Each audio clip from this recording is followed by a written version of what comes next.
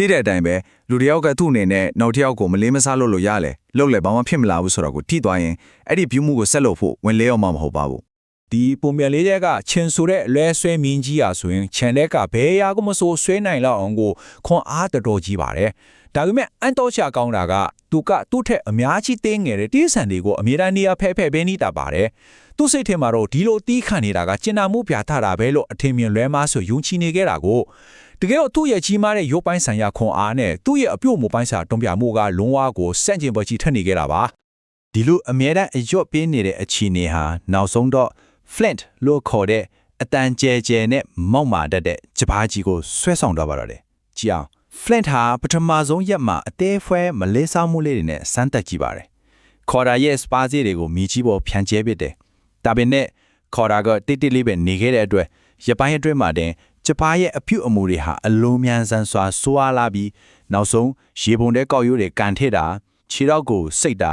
လန့်တော့အကျဲကြီးတွန့်တာမျိုးတွေနဲ့နေ့စဉ်အကျင့်စရိုက်တစ်ခုလိုအနိုင်ကျင့်တဲ့အထိဖြစ်လာပါတော့တယ်ပြဿနာကဒီချက်ဖက်တကောင်အတင်းနဲ့တင်ပြီးသွားတာမဟုတ်ဘူးဗျချန်တဲ့ကတခြားတီးတဆန်တွေကလည်းဒီအခြေအနေကိုအကဲခတ်နေကြတာကိုသူတို့အားလုံးကချန်ထဲမှာအကြီးဆုံးဖြစ်တဲ့ဒီမြင်းကြီးကဘယ်တော့မှပြန်လဲခုခံမှာမဟုတ်ဘူးဘေးကိုတွန့်ဖယ်ခံရရှင်တောင်ဘာမှတွန့်ပြန်မှာမဟုတ်ဘူးဆိုတဲ့သင်ခန်းစာကိုအမြန်ဆုံးမှတ်ထားကြပါရယ်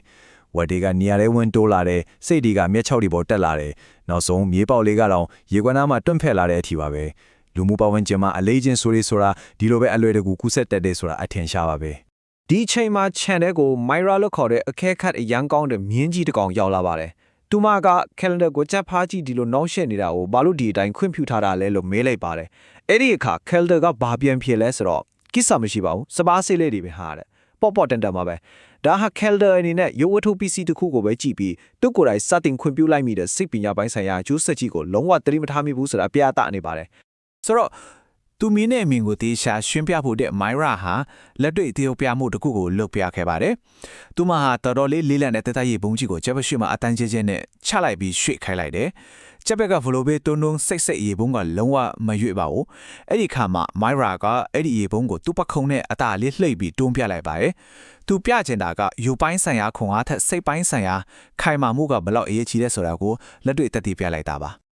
အနိုင်ကျင့်တတ်သူတွေအခွင့်အရေးယူတတ်သူတွေဆိုတာလေသူတို့ကလုံးဝပြန်လဲခိုခံမှုမရှိနိုင်ဘူးလို့တေချာတိထားတဲ့နေရာတွေကိုပဲရွေးပြီးအမျက်ထုတ်လေရှိကြပါ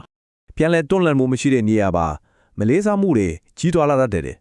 လူတယောက်အနေနဲ့မိမိရဲ့ခက်လက်ချစ်ကိုခိုင်မာတမလိုက်တဲ့စက္ကန့်မှတင်အခြေအနေလွှမ်းမိုးမှုတွေဟာချက်ချင်းပြောင်းလဲသွားတယ်ဆိုတာကိုဒါအသက်တွေပြနေပါတယ်မထားမှာကမလေးစားမှုဆိုတာလွတ်လပ်ခွင့်ပေးထားတဲ့နေရာမှာသာရှင်းသနိုင်တာပါကဲနောက်တစ်နေ့မှာတော့ဒီအခြေအနေစိုးကြီးကိုပြောင်းလဲပစ်ဖို့အခွင့်အရေးပေါ်လာခဲ့ပါတယ်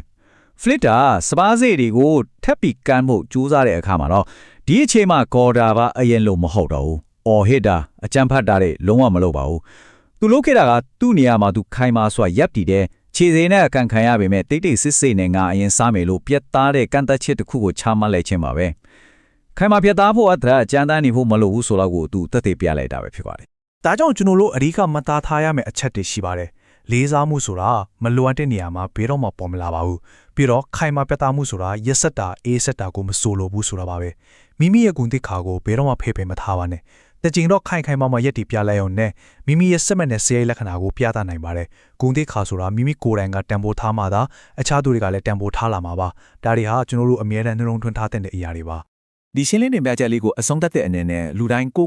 ပြန်မေးကြည့်တဲ့မေးခွန်းတစ်ခုရှိပါတယ်အရှော့ပေးလိုက်လျော်နေဖို့မသိတော့တဲ့ခိုင်မာစွာရက်တည်လိုက်ရုံနဲ့တင်အရာအလုံးကိုပြောင်းလဲဖောင်းစေနိုင်မဲ့ကိုပွားရဲ့အဲ့ဒီစစ်တဲ့အခိုင်အတန်းတွေကဘာတွေများဖြစ်မလဲတခါတည်းမှာအရာအလုံးကိုပြောင်းလဲဖြစ်ဖို့အတွက်အလုံးသိနေပြင်မဲ့ပြတ်သားတဲ့ကန့်သက်ချက်လေးတစ်ခုချမှတ်ဖို့ပဲလိုအပ်တယ်ဆိုတာအမြဲတမ်းရပါ